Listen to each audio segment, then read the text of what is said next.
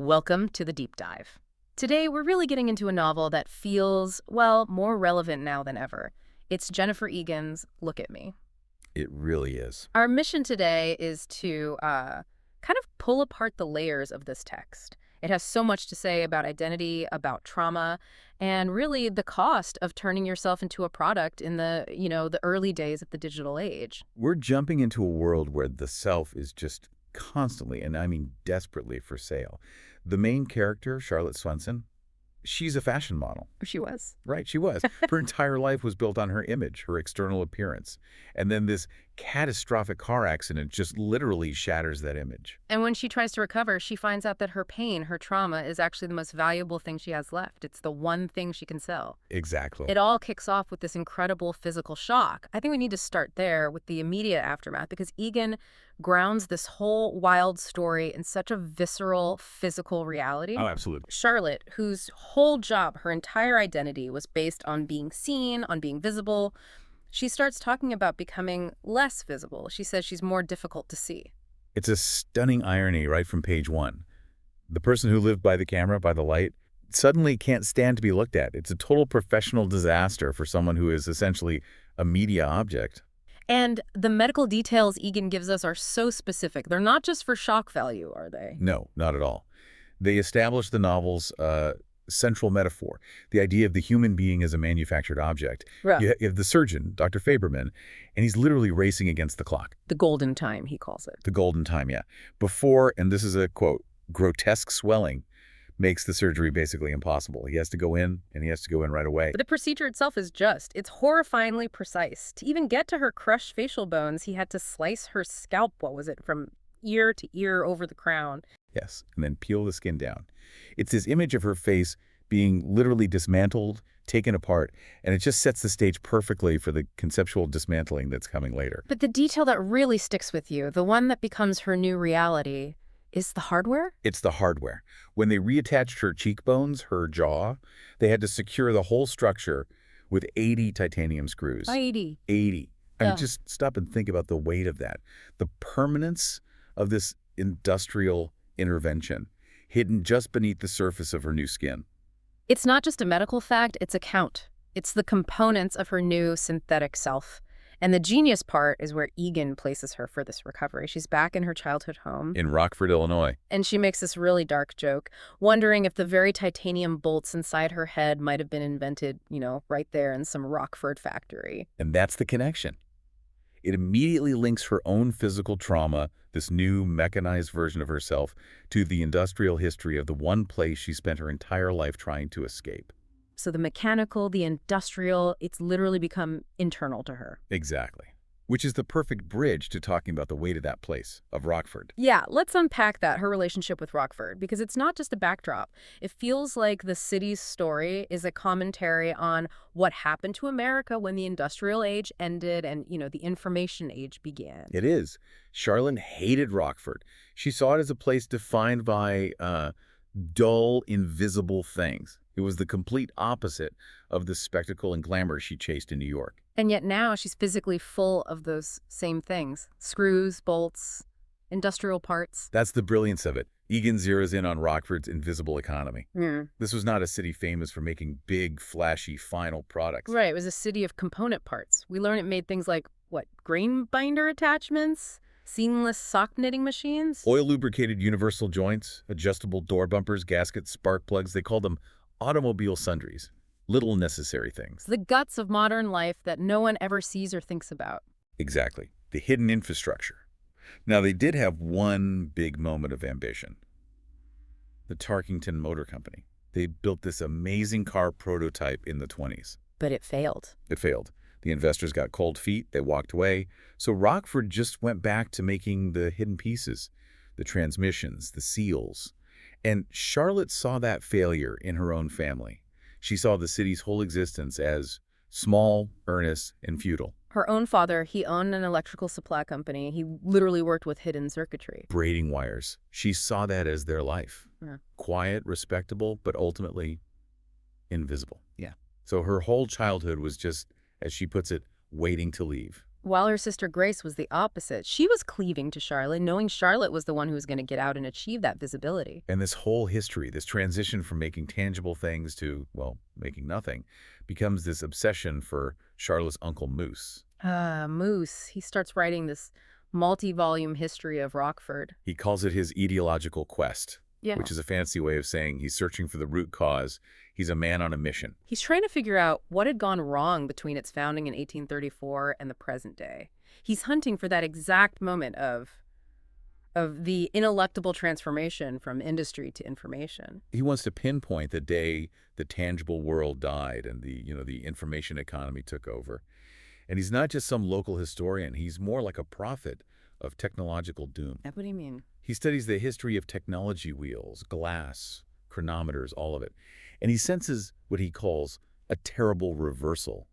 He thinks the genius of the Industrial Revolution is now being turned against us. Turned against people? How? His vision is actually chilling. He predicts that human beings themselves will be taken apart, analyzed, and reformed. He says people would be assembled from parts just as guns and boots and bicycles had been once. Wow.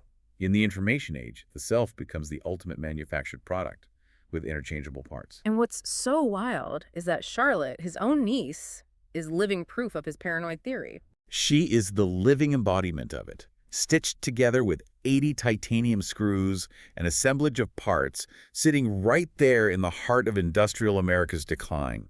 It's this incredible symmetry. The place she hated for making dull, invisible things is now the very thing holding her face, the most visible part of her, together. That's perfect.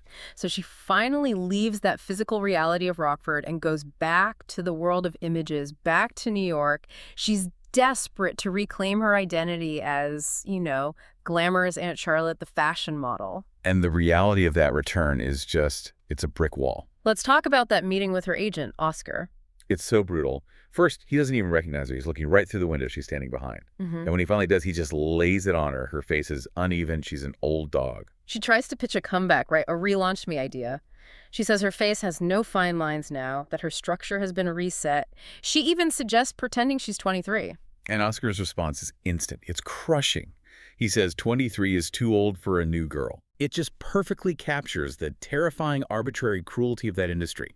Your value is measured in months, not years.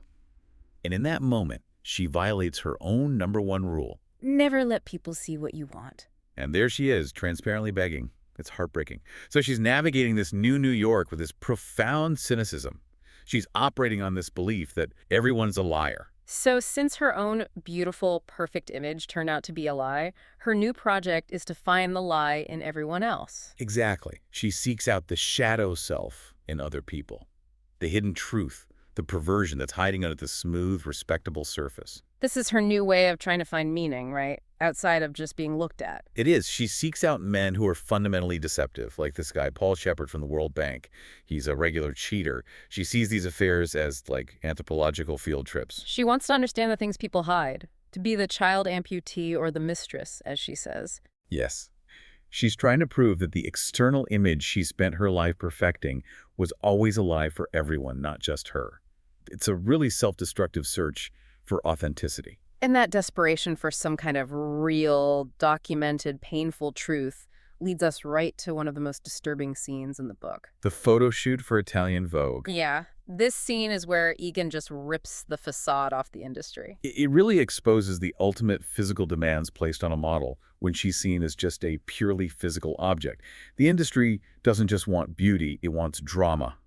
And sometimes that drama has to be manufactured through actual violence. The photographer, Spiro, he's already setting this weird tone. He's suggesting models should get regular plastic surgery so they always look different. He says he's really into tissue, claims he wants to photograph the real human being. But his idea of the real human being is something else. It's terrifyingly literal. They bring out this young Korean model, Kimmy, and the makeup artist, a guy named Ellis.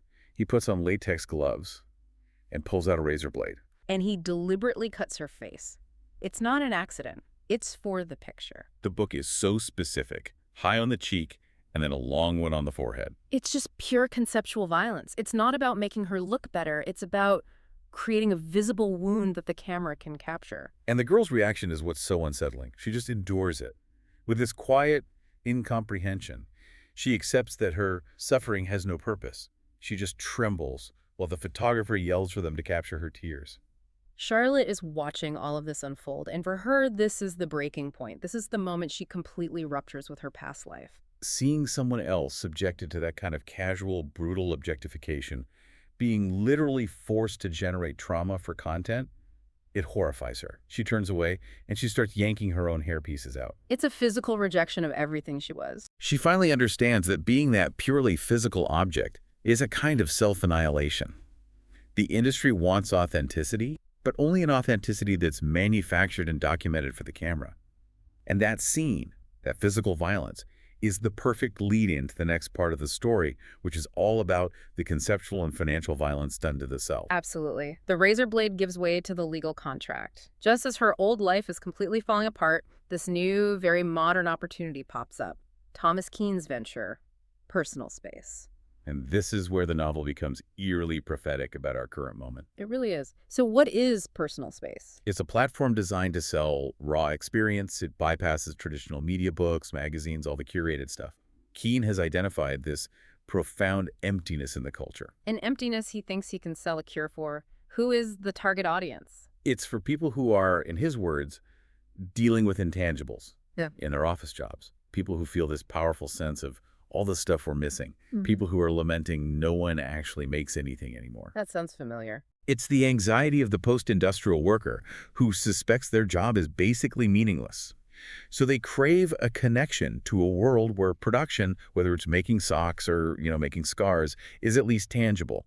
Personal space is their drug. So if you can't make anything, you can at least subscribe to someone else's authentic life. You got it. And Keane has his subjects classified. There are the ordinaries, like, say, a coal miner. Their stories lack inherent cachet, so they need to be shaped into a narrative. And then there are the extraordinaries. Like Charlotte. Her story, the famous model, the shattered face, the comeback, is inherently dramatic. It's ready to be consumed. But for an extraordinary, the story can't just be random chance. It needs to have meaning. This is what he calls the Aeschylus factor, right? Yes, the Aeschylus factor. It can't just be, as he says, shit happens and all that. It has to be recognizable as a tragedy. It has to have a purpose. They even talk about which literary models to follow. They want 19th century tragedy Hardy, Tolstoy, and Dickens. Because it's warmer, it's morally clear. They reject Greek tragedy, that's too cold, and they reject Flaubert because it's too ironic. Why is that literary distinction so important for his business model? Because the subscriber has to be able to relate to the pain without feeling uncomfortable. A 19th century model assures the consumer that suffering has a moral purpose, a clear narrative arc.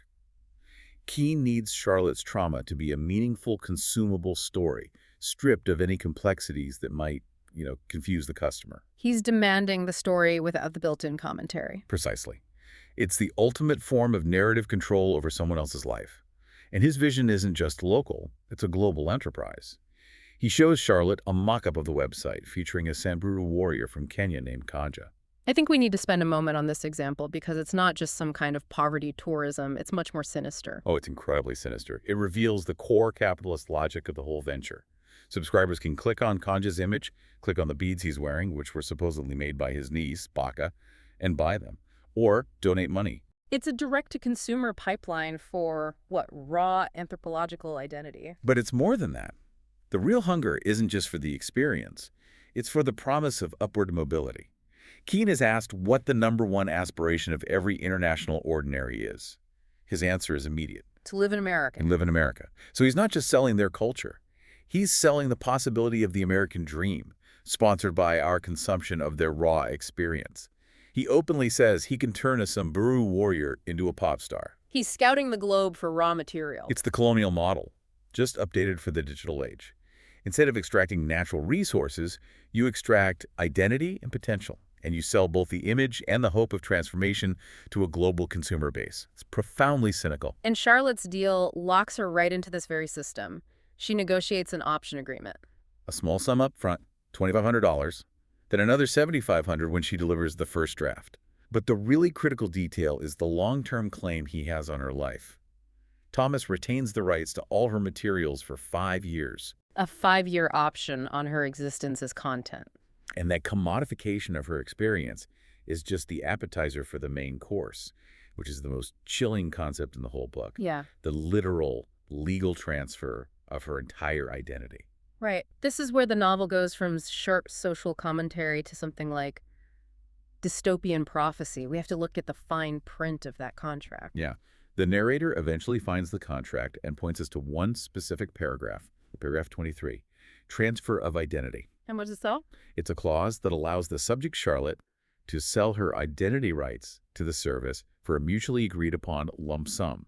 It's the moment a human being can legally sign over the copyright to her own existence. And the sale is irrevocable. Let's list what that actually includes because the scope of it is just breathtaking. It gives the service exclusive rights to any and all property, including, but not limited to, her name, image, possessions, domicile, personal history, photographs, Private correspondence, diaries, travelogues, financial records, medical records. and any and all additional data pertaining to subject's identity. Any and all additional data.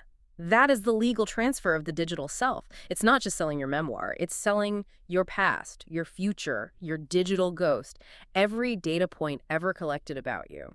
It turns the human Charlotte Swenson into a pre-owned commercial asset, a brand. And the genius of it is that the real Charlotte, the human woman, can only achieve freedom by divorcing herself from that brand. She sells her commercial identity for a lump sum, enough to keep herself and 2 or 3 others comfortable. She funds her own disappearance by selling the version of herself the world wanted to consume.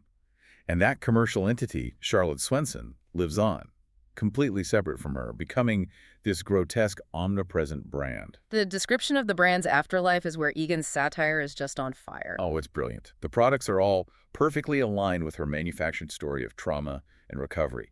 You get Metamorphosis clothing, Incognito perfume, A Renaissance skincare line. But my favorite, the most darkly perfect one, is Alibi Scar Erasure. Alibi's scar erasure. It's so good. Because the marketers realized that the desire to erase your past, to have an alibi for your own life, is a universal need. And where do they fill it? In gas stations. Freestanding displays in gas stations across the country. It's the complete normalization of erasing your own history. And the brand is everywhere. Thomas, her authorized chronicler, commissions an unauthorized biography full of gossip from old lovers. Though it does note that one of them, Hansen, refused to participate. A little shred of integrity. A tiny shred. And then you get the cheap lifestyle tie-ins, Charlotte's Pop-Tart diet, because of course, Charlotte's cocktail recipes, and the endless self-help books, Charlotte's Guide to Whatever. It's just content being churned out of a source that is now completely empty. And the brand achieves this ultimate hyperbolic status. We're told that the commercial Charlotte becomes so famous that her heart, with its yawning, shaggy caverns, is more recognizable to a majority of Americans than their spouse's hands. That line is just devastating. We know the fabricated inner life of a celebrity better than the real, tangible person sleeping next to us. The public identity becomes more real, more permanent than any human body. And then there's the ultimate spectacle. She becomes the first woman in history to both conceive and deliver a child online. A pay-per-view birth. The most private human experience turned into a subscriber-only event. Which just solidifies it. The commercial Charlotte Swenson is a permanent work of fiction, a content machine that never stops long after the human behind it has vanished. But before she sells out completely, she has this period of intense self-destruction and paranoia in New York. This is her last-ditch effort to find some kind of real experience, something that hasn't been monetized yet. And this brings her into the orbit of 2 men who represent external scrutiny and a kind of resistance. Detective Anthony Halliday and the mysterious spy, Z. Halliday is working a missing persons case for Z, and he's not your typical hard-boiled detective. Not at all. He's profoundly vulnerable, he's a recovering alcoholic, and he confesses to Charlotte that he struggles with alcohol-induced psychosis. He describes these hallucinations. Midgets with enlarged heads, climbing out of my toilet. That detail is so crucial. It shows that the figure of authority, the guy meant to impose order, is just as damaged and paranoid as anyone else. There's no stability anywhere.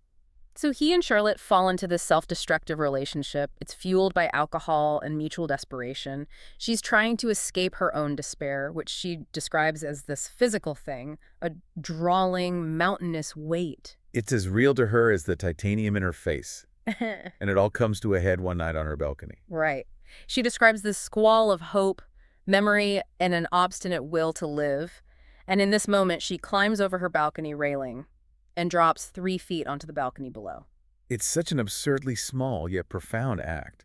She doesn't jump 25 stories to her death. She jumps 3 feet to save her life. And the next morning she realizes her despair had fallen the 25 stories and died. She literally jettisoned her psychological baggage. It's an act of choosing to survive. And that choice brings her into conflict with Z, the man Halliday is looking for. Z represents the total rejection of her world. He's a spy, an exile, and he sees the entire media culture, the ads, the TV shows, as a giant conspiracy. He thinks it's a weapon designed to implant a seed of longing in people to hypnotize them. He sees all this glamorous imagery as a form of social control.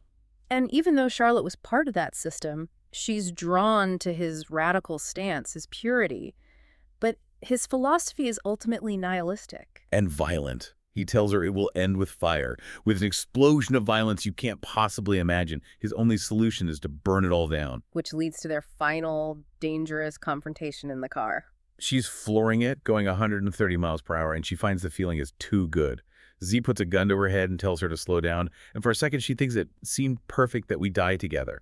She's reached this point of such existential despair that a shared annihilation seems like a good option. But then something kicks in. She slams on the brake, and the emergency brake. The car swerves wildly, and Z just makes a split-second calculation and jumps out of the moving car. He saves himself, leaving her to crash alone.